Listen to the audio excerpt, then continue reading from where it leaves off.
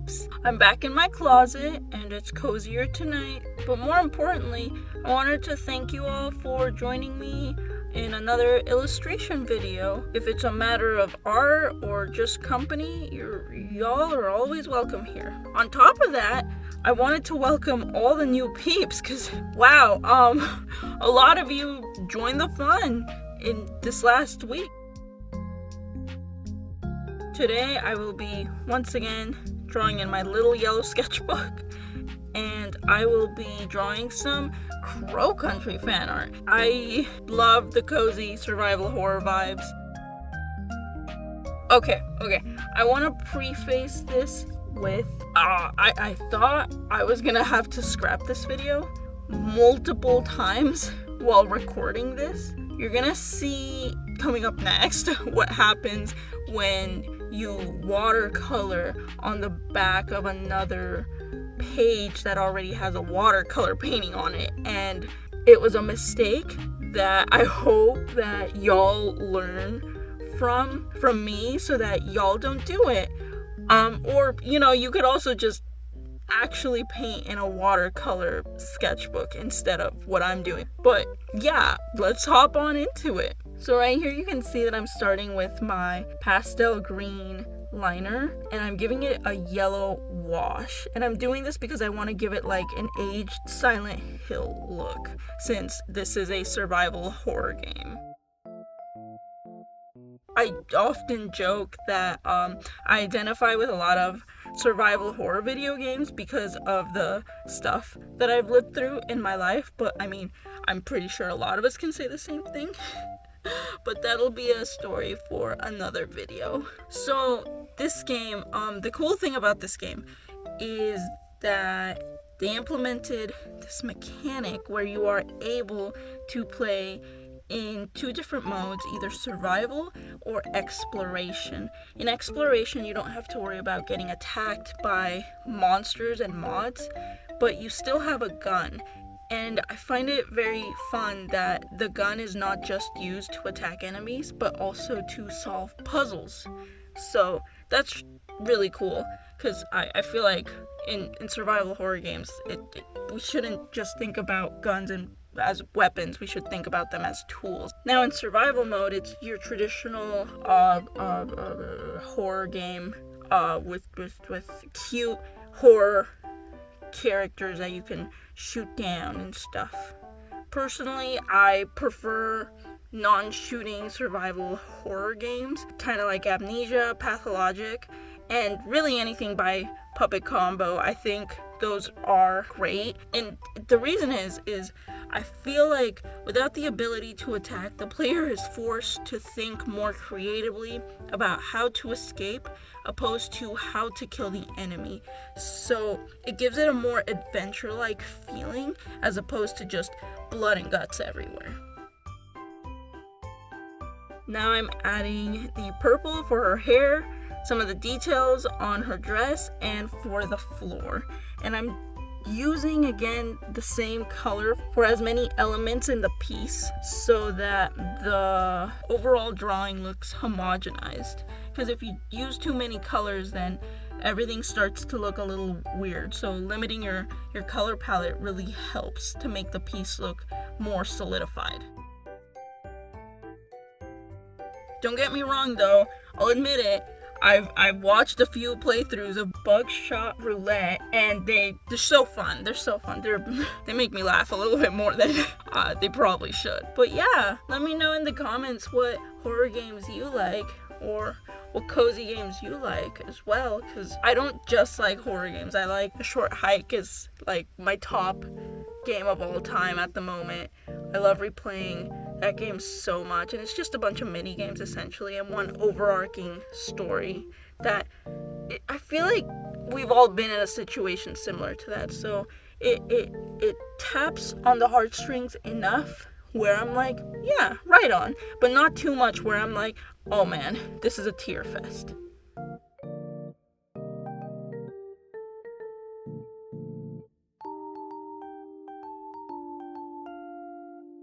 Genuinely stoked to see that the Lollipop Chainsaw and the Panty and Stocking fandoms are still up and alive. I'm genuinely so excited. I occasionally switch from this current art style that you've seen on this channel to my old art style, which is a very Panty and Stocking trigger like style that I go back and forth on. And I'm just happy that y'all resonated with it as much as you did, because it means that if I do switch back to that style, I don't have to have the anxiety that, like, oh god, are the peeps gonna like it? But it's okay, because y'all have shown me that y'all like it, and that's great. That's great.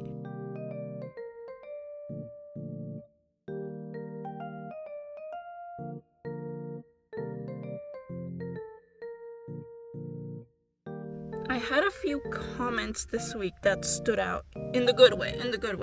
One of them was that we had a lovely peep ask for me to zoom in a little bit more in the videos, and I'm gonna try to do that more. And I'm gonna, more than anything, try to keep my head out of the shot as much as possible, because that tends to be my problem. But yeah, feel free to tell me if you have suggestions or anything, and I'll do the best that I can to accommodate, as much as I can, of course, just to make the viewing experience more comfortable for y'all.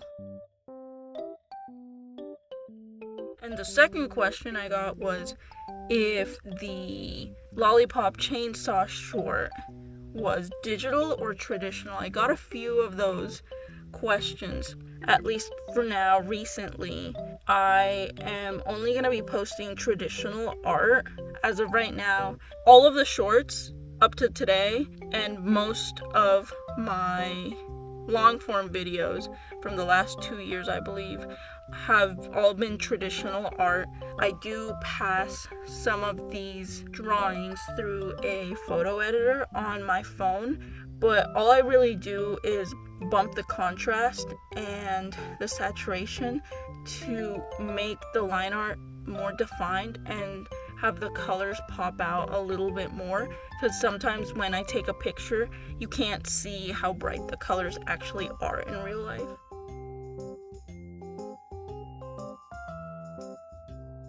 As you can see here, the page is already so soaked that you can start seeing the ink from the drawings behind this page peeking through. At this point, it was already very hard for me to tell what I was looking at on the current page that I was drawing on. Like, I couldn't tell what line art was from the page that I was on versus the page behind it.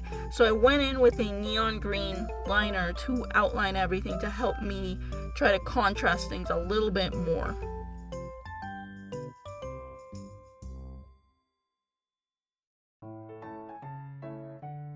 Other than that, what have y'all been up to this week?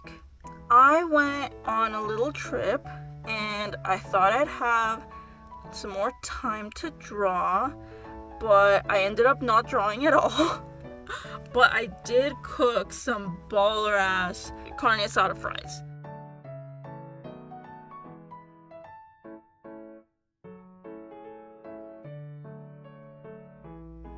I paused the recording at this point. I'm pretty sure this is when I paused the recording to let the pages dry, because now I'm gonna go in with the mild liners.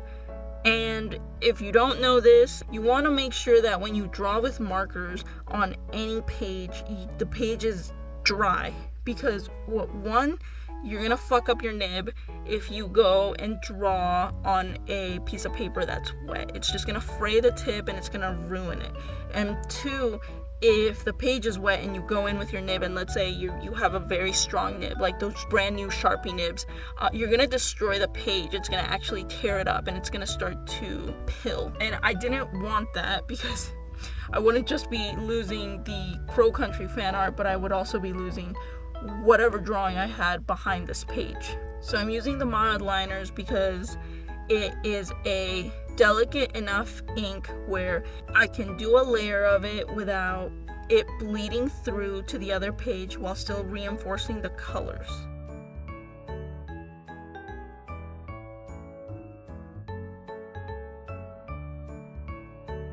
I know I mentioned this in the community tab, but I wanted to properly announce that when we reach 300 peeps, I will be posting a funny little vlog for y'all on top of whatever art videos come out that week. I am now going in with the white acrylic gouache by Holbein to just help the dress look whiter, because there's too many colors peeking through from the other page, and with the yellow wash, I need to have the dress stand out as much as possible. Actually, I had this idea planned for when we got to 200 peeps, but y'all beat me to it. Y'all are so fast. Y'all are real fast, and I was once again taken aback by how fast y'all decided to join in on the fun. So thank you, and I'll get right on to shooting and editing. But yeah, get hype, and yeah, thank you also for making this little digital adventure all the more fun and exciting, just for, I don't know, being excited and having fun along with me. It makes me happy, but seeing how many of you also are entertained by it makes it feel a lot more rewarding. Y'all are pretty cool peeps.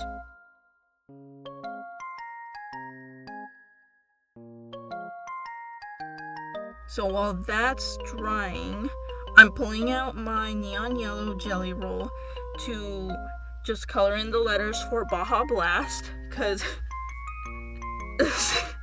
I love Baja Blast. I went on a rant in the Spanish video about this, that they discontinued my favorite flavor of Mountain Dew, which was actually spiked lemonade back in the day, and they just stopped making it one day, and I had to succumb to Baja Blast. And Baja Blast is still baller. Like, that shit is addictive. That shit is crack. But I still occasionally miss the spiked lemonade Mountain Dew, and I think we found a dupe for it. Mountain Dew usually comes out with these like holiday flavors during Halloween. They have one called Voodoo, and I'm pretty sure that's the closest we've found to the original spiked lemonade formula. But it's only once a year that it comes out, and it's in select stores, so it's like so hard to find, and it makes me so sad. But that's not the point of the video. Point being, Mountain Dew is good, but what they did to me with the spiked lemonade, unforgivable. But I'm still gonna drink their Baja Blast.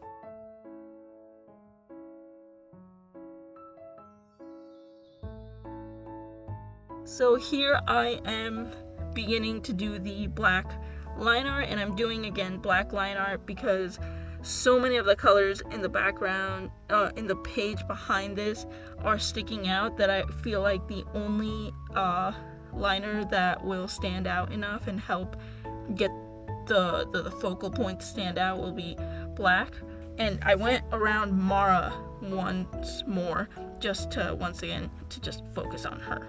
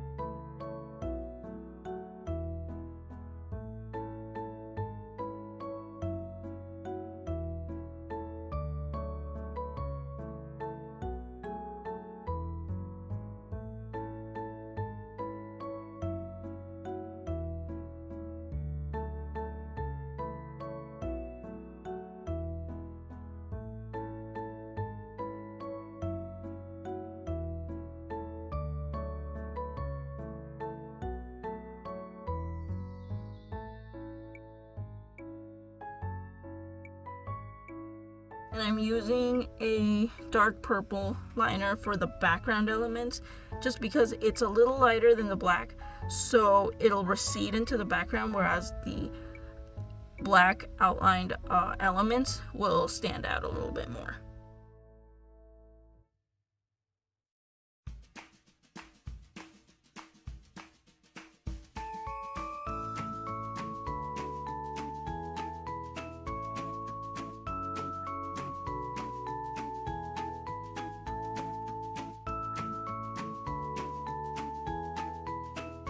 Now I'm going in with my colored pencils just to give it an oil spill look.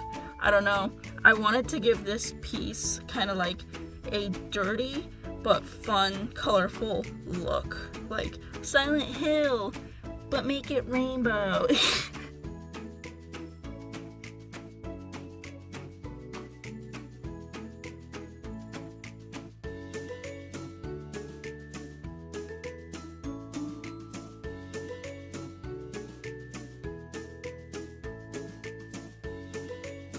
And yeah, this is how the page turned out. I'm genuinely pleased with how I was able to save this spread. It was a fun challenge. It had me thinking all the way through what medium to use next to avoid destroying the page more. So it was like a fun little algebra problem of thinking about the next step and the next step and making sure that they all work together, not just to not destroy the page, but to also look good on the page. Now I'm adding a black inky border, again to give it a spilled oil effect, and I hope it was able to give you some ideas for your own work, and if not, just ideas for how to not mess up as badly as I did. Learn from my mistakes, please. Or even if it's not art related, if this video kept you company, I hope that helped as well. You're always welcome to come by and just hang out for a bit. Yeah, thank you for being here with me on another illustration video, and I hope to see y'all next time. Bye!